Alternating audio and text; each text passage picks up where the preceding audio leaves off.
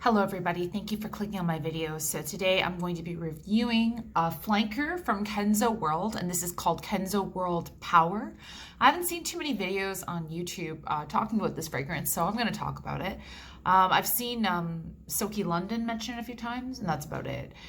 So this fragrance is a flanker of the original Kenzo World that was made in 2016 by Francis Curtijan, but this one was launched in 2019, and this is made by Jerome Di Marino.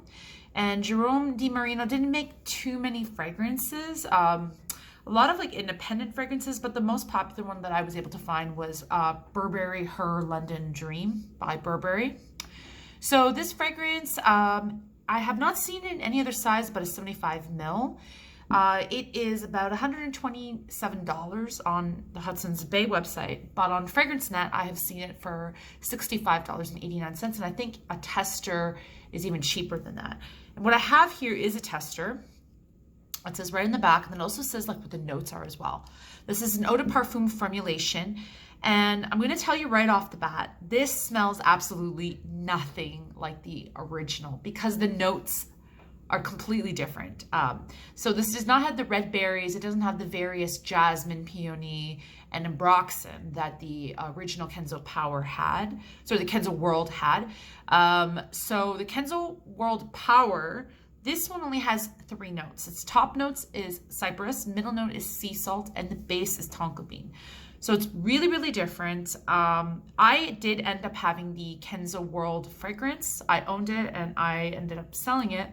I kind of blind bought it because of the bottle. So the marketing that I remember a few years ago when the commercial came out, it seemed to be very much about like secret societies and that kind of thing, a weird, strange way. I just remember in the commercial, there's this really cute girl. I think she's the one who's in Once Upon a Time in Hollywood. She plays one of Charlie Manson's followers, I guess. So she's the model in that commercial, and she's wearing this beautiful green dress that looks really good with her like complexion and all that.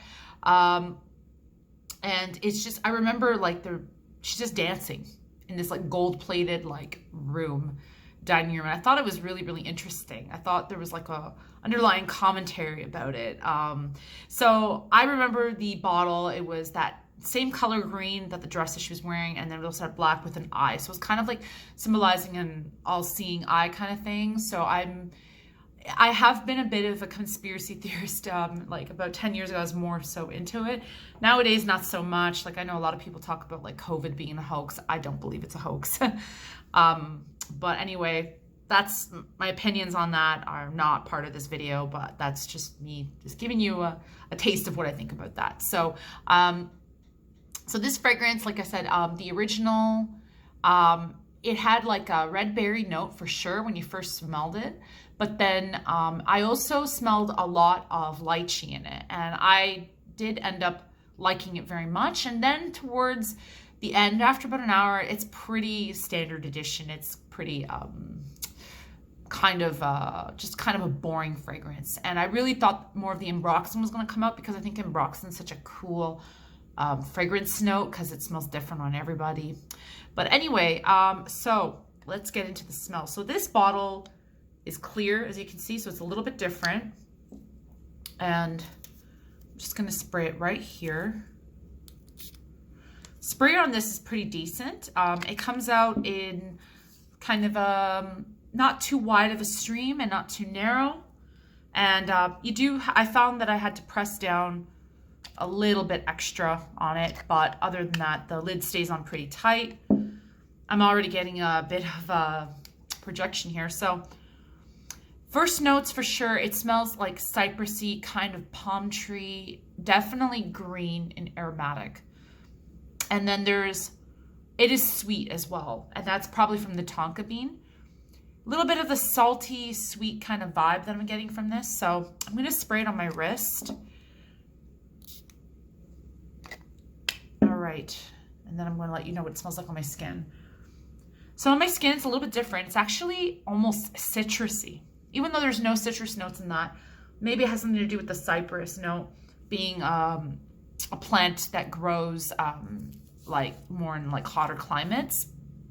But this one is, yeah, definitely tonka bean as well. It's got that vanilla, like caramel nuttiness that tonka beans have, because tonka beans, one of my favorite notes, obviously. So I'm gonna come back in a few hours. I wanna let you know how this develops on my skin, but I'm really liking it so far. Very nice. Hi there, so I'm back and I just sprayed it here about 3 hours ago, and I'm gonna let you know what this smells like now.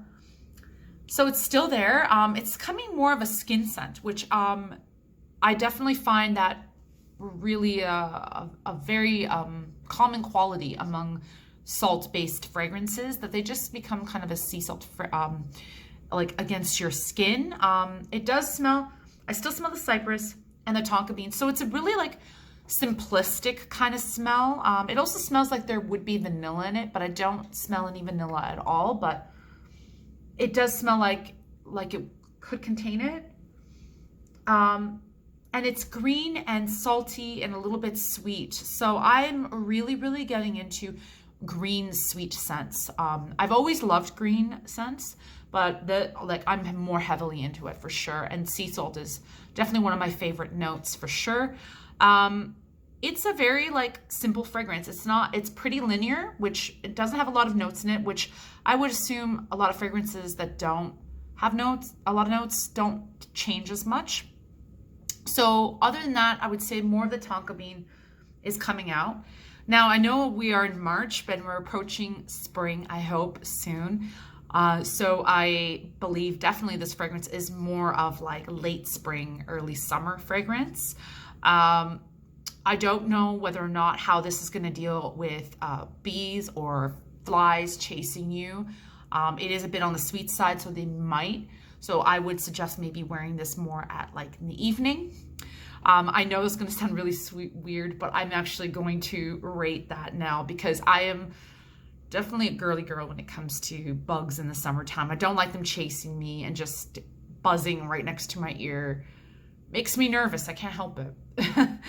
And my boyfriend laughs at me all the time.